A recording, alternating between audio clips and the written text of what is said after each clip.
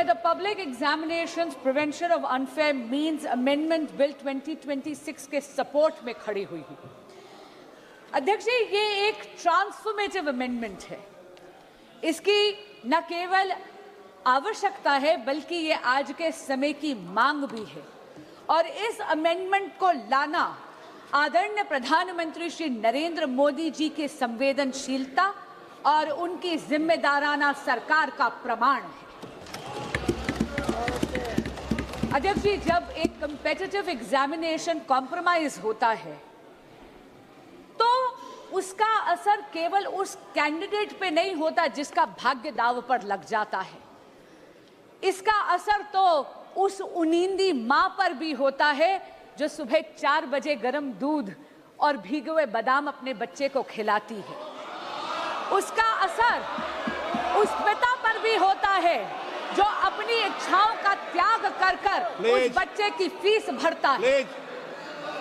स्वयं प्रधानमंत्री श्री नरेंद्र मोदी जी ने कहा है कि पेपर लीक एक घोर अपराध है और इसीलिए मैं यहां कहना चाहूंगी और इस सदन को आश्वासन देना चाहूंगी कि आदरणीय प्रधानमंत्री श्री नरेंद्र मोदी जी के लिए पेपर लीक को घोर पाप कहना केवल एक बयान नहीं है, ये उनकी सरकार की नीयत है। इसीलिए ये अमेंडमेंट आज यहां पर लाया गया। Speaker sir, a law is a living instrument. It needs to evolve with the challenges that it faces. And in a democracy as complex as ours, in a democracy as large as ours, an examination is definitely the truest, most meritocratic ritual. Because this is one ritual where under the same clock, the son of a laborer and the daughter of a CEO sit down, answer the same set of questions and get judged by the same yardstick. When such a ritual, such an examination is compromised, what gets diluted is a very holy covenant. A covenant that binds the most striving children of India. A quiet promise that in India, effort and merit alone shall prevail.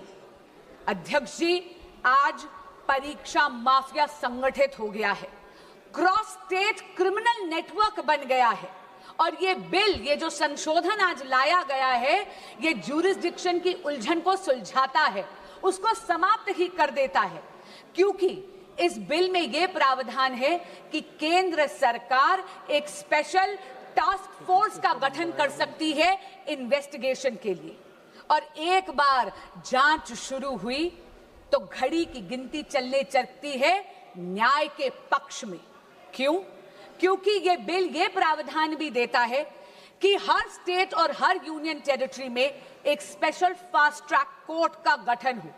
यही नहीं, investigation agencies को ये bill ये कहता है कि आपको मात्र 2 महीने के अंदर अंदर पूरी की पूरी प्रक्रिया समाप्त करनी है और जो फास्ट ट्रैक कोर्ट है उसको पूरा का पूरा ट्रायल 3 महीने के भीतर भीतर खत्म कर कर अपना फैसला देना है। डे टू डे ट्रायल के साथ साथ ये भी प्रावधान इस संशोधन में दिया गया है कि स्पेशल पब्लिक प्रोसिक्यूटर्स अपॉइंट करे जाएंगे। उनका एकमात्र काम होगा केवल और केवल इस प्रकार के मुकदमों की पैरवी करना और किसी भी प्रकार की अननेसेसरी एडजर्नमेंट कोर्ट नहीं देगा। अगर किसी भी प्रकार की एडजर्नमेंट कोई भी पक्ष अगर लेगा तो उसके रीजंस जज राइटिंग में नोट कर कर देगा। और अगर किसी मुजरिम को ये लगता है कि अरे अपील कर कर वहां पर अपील का टाइम लंबा खींच लूंगा, तो अध्यक्ष जी मैं ये कहना चाहूंगी कि उसका भी ये उम्मीद पूरी तरह समाप्त करता ही ये संशोधन। क्योंकि ये संशोधन ये कहता है कि appeal directly division bench of high court को जाएगी, यानी कि जहां पर 2 जजेस न्यायपीठ पर बैठे हुए हैं और अपील भी मात्र 3 महीने के अंदर अंदर समाप्त कर कर उसका फैसला सुनाया जाएगा। अध्यक्ष जी, मैं स्वयं एक वकील हूं। हमें हमेशा एक लीगल मैक्सिम सिखाया गया justice delayed is justice denied. ये यही आत्मा बन गया है इस संशोधन का, और इसके लिए मैं आदरणीय प्रधानमंत्री श्री नरेंद्र मोदी और एनडीए की सरकार को बधाई देती हूं। स्पीड के साथ साथ ये संशोधन सजा को भी और कठोर करता है। आप ये देखिए कि अगर साधारण अपराधी है तो उसको 10 लाख नहीं 50 लाख का जुर्माना देना पड़ेगा अब, और उसकी सजा भी 3 से 5 वर्ष की बजाय 5 से 10 साल तक बढ़ा दी गई है। अगर कोई सर्विस प्रोवाइडर इसमें जुर्म करता है तो उसका जुर्माना बढ़ाकर 5 करोड़ रुपए कर दिया गया है, और 8 साल के लिए उसको डीबार कर दिया जाएगा। और यही नहीं, अगर कोई क्रिमिनल ऑर्गेनाइजेशन इसमें है, कोई संगठित अपराध इसमें अगर पाया जाता है तो मिनिमम फाइन 10 करोड़ रुपए कर दिया गया है, और जेल का टर्म 7 से 10 वर्ष कर दिया गया है। And therefore, Speaker Sir, this amendment protects merit, it preserves fairness and safeguards the dreams of India's youth. It provides for expeditious investigation. It provides for time-bound trial procedures while reinforcing institutional accountability across the entire examination ecosystem. This amendment is the product of a responsive governance by a responsible Modi government. But Speaker Sir, this reform is not in isolation.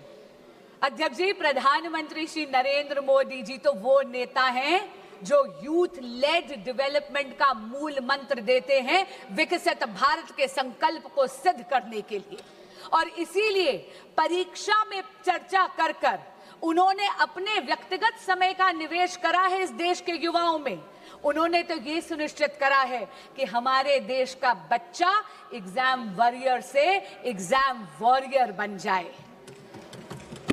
पिछले 12 वर्षों में शिक्षा के क्षेत्र में मोदी सरकार के अथक प्रयासों से रिफॉर्म एक्सप्रेस चल रही है।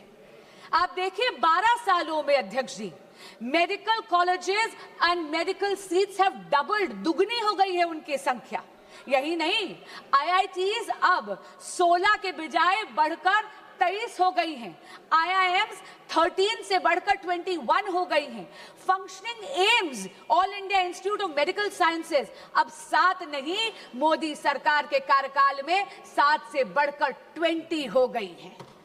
यही नहीं, नंबर ऑफ यूनिवर्सिटीज भारत में मोदी जी के कार्यकाल में 60% से ज्यादा हो गई हैं, बढ़ गई हैं। As far as higher education enrollment statistics are concerned, अध्यक्ष जी, 91 लाख additional students अब higher education के institutes में enroll करते हैं, जिसमें से 50 लाख महिला students हैं, female students हैं, और हाँ, SC students की enrollment तो 44% हो गई है। ST students की संख्या बढ़कर 65% हो गई है। अध्यक्ष जी, ये विस्तार केवल अफसरों का विस्तार नहीं है, ये सामाजिक न्याय का विस्तार है। लेकिन मोदी सरकार ने रिफॉर्म्स को केवल इंस्टीट्यूशंस तक सीमित नहीं रखा, डिजिटाइज कर कर यह सुनिश्चित कर दिया कि दीक्षा के माध्यम से एजुकेशन हर बच्चे के मोबाइल फोन तक पहुंच जाए। ईट पाठशाला के माध्यम से पूरी की पूरी लाइब्रेरी अब बच्चों की हथेली में है। CUET जैसा एडमिशन प्रोसेस के लिए एग्जामिनेशन लाकर एडमिशन प्रोसेस को और ज्यादा पारदर्शी यानी ट्रांसपेरेंट बना दिया, और NEP 2020 में भारत की एजुकेशन सिस्टम को रिजिड स्ट्रीम से मुक्त कर दिया गया है। यदि कोई स्टूडेंट बायोलॉजी के साथ साथ म्यूजिक पढ़ना चाहता है तो उसको अब अपनी प्रतिभा में किसी एक सब्जेक्ट का चयन करने की जरूरत नहीं है, क्योंकि नरेंद्र मोदी जी ने यह सुनिश्चित कर दिया है कि प्रतिभा ना परिस्थितियों की अधीन होनी चाहिए और ना ही एजुकेशन स्ट्रीम्स की मोहताज। अध्यक्ष जी, जब अफसरों का विस्तार होता है तो उसके साथ साथ उन अफसरों की निष्पक्षता भी सुनिश्चित करनी अनिवार्य है। ये अमेंडमेंट बिल 2026 का यही सुनिश्चित करता है। अध्यक्ष जी, इस सदन में पिछले 2 वर्षों से मैंने देखा है कि बहस तथ्यों पर होनी चाहिए, बहस नैरेटिव पे नहीं होनी चाहिए, बहस प्रमाणों पर होनी चाहिए, बहस पूर्वाग्रह पर नहीं होनी चाहिए। इसीलिए मैं ये जरूर कहना चाहूंगी आपके माध्यम से विपक्ष के साथियों को, सबसे पहली बात तो बेल सरकार नहीं, इस देश का कोर्ट देता है और लोकतंत्र में judiciary is independent of the executive and the legislature. दूसरी बात मैं ये कहना चाहूंगी, कांग्रेस के साथी और विपक्ष के कुछ साथी एक नैरेटिव बिल्ड करने की कोशिश कर रहे हैं, जैसे कि पेपर लीक की समस्या, एग्जाम कॉम्प्रोमाइजिंग की समस्या केवल और केवल 2014 के बाद पैदा हुई है। अध्यक्ष जी, मीडिया की रिपोर्टों का अगर हम सच माने तो विपक्षी दलों के जहां जहां पर शासित राज्य हैं और पिछले जब एक दशक था, जब 2014 से पहले कांग्रेस लेड यूपीए सरकार था, तब एक नहीं दो नहीं बल्कि टोटल 22 बार पेपर लीक होकर कैंसिल करने पड़े। उनमें से कांग्रेस लेड यूपीए सरकार के अधिकार क्षेत्र में आने वाले 6 ऐसे एग्जामिनेशंस हैं जो सीधा केंद्र सरकार के नीचे आते थे। अध्यक्ष जी, AIIMS PG examination 2006, ICAI CPT examination 2007, CLAT 2009, Railway Recruitment Board examination 2009, AIEEE 2011, SSC CGL examination 2013, ये सारी की सारी पेपर लीक तब थी जब विपक्षी दल सत्ता में था, यानी कांग्रेस लेड यूपीए गवर्नमेंट थी। अब मैं राज्यों के कुछ आंकड़े आपको देना चाहूंगी। राजस्थान में जब कांग्रेस की सरकार थी तो REET, RPSC, senior teacher recruitment, police constable examination recruitment, forest guard recruitment, CHMO recruitment exams leak हुए। टीएमसी की जब सरकार थी, पश्चिम बंगाल में टीचर रिक्रूटमेंट स्कैम में सुप्रीम कोर्ट ने 27,753 अपॉइंटमेंट्स को कैंसिल करा गया, क्योंकि उन्होंने उसमें फ्रॉड और मैनिपुलेशन पाया।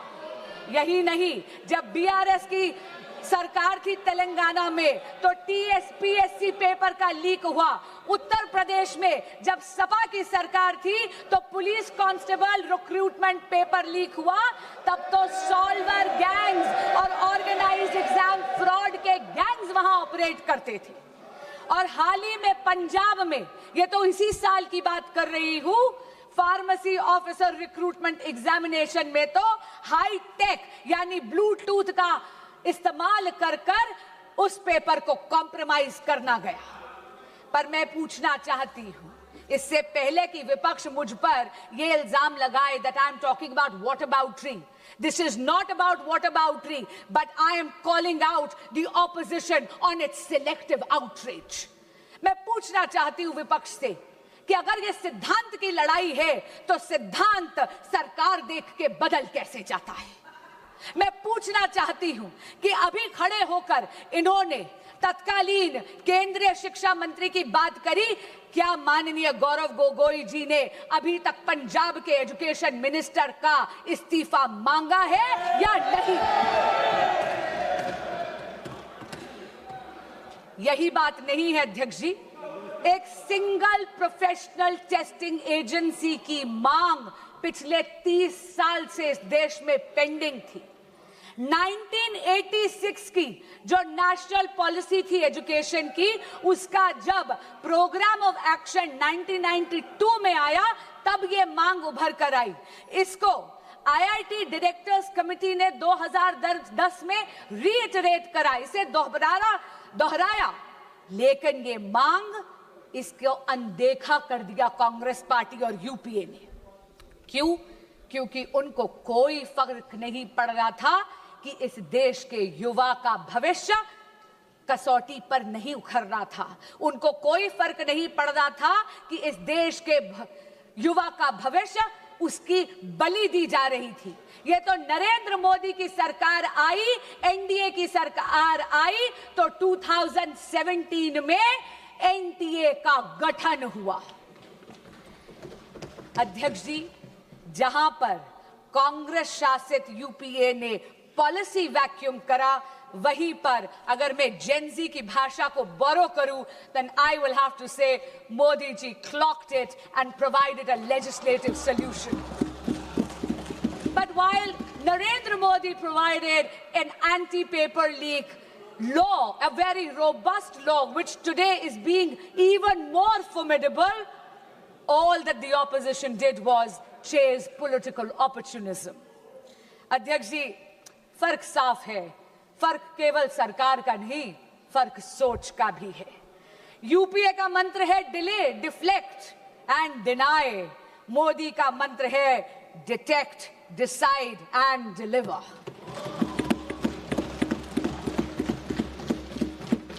इनका ये रवैया देख के अध्यक्ष जी, कवि दुष्यंत की दो पंक्तियां मुझे याद आती हैं। तुम्हारे पैरों के नीचे कोई जमीन नहीं है, तुम्हारे पैरों के नीचे कोई जमीन नहीं है, कमाल है कि फिर भी तुम्हें यकीन नहीं है। अध्यक्ष जी, अपनी वाणी को विराम देने से पहले मैं ये जरूर कहना चाहूंगी कि बात राजनीति की नहीं है, बात इस देश के युवाओं की है। और इस देश के युवाओं का भविष्य किसी भी राजनीतिक विचारधारा या दल की डिफरेंसेस से ऊपर है।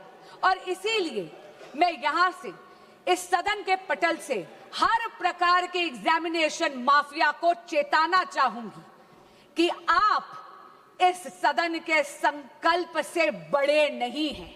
और आज आपके माध्यम से अपील करना चाहूंगी विपक्ष के साथियों से और सदन के एक एक सदस्य से कि सर्वसम्मति से आज इस संशोधन को पारित करिए।